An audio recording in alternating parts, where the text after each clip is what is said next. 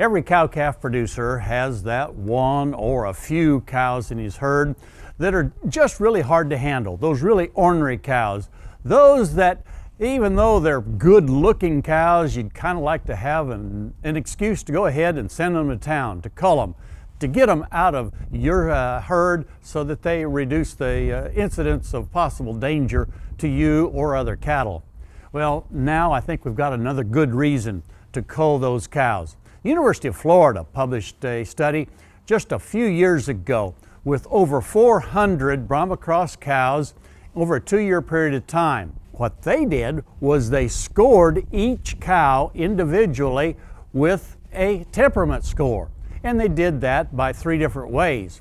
They would have a technician walk into a pen with a cow, and whether she was docile or whether she acted very agitated and aggressive towards the technician, they scored her 1 through 5.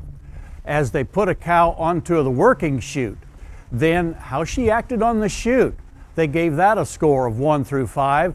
And finally, how rapidly she would leave the chute, the exit velocity they called it, again was scored 1 through 5. They averaged those scores to give each cow a temperament index. Also, they took blood samples and measured the amount of cortisol. That's the hormone in the blood that we often call the fight or flight hormone, the one that really gets elevated when an animal of any type gets frightened or is very agitated. What they found was that there was a direct correlation not only between the temperament score but also the blood cortisol level and the reproductive capability of those cattle. Those that had that higher temperament score, those that were more excitable and had more cortisol in their blood, also were the ones that were less likely to become pregnant, not only to artificial insemination, but in natural breeding seasons as well.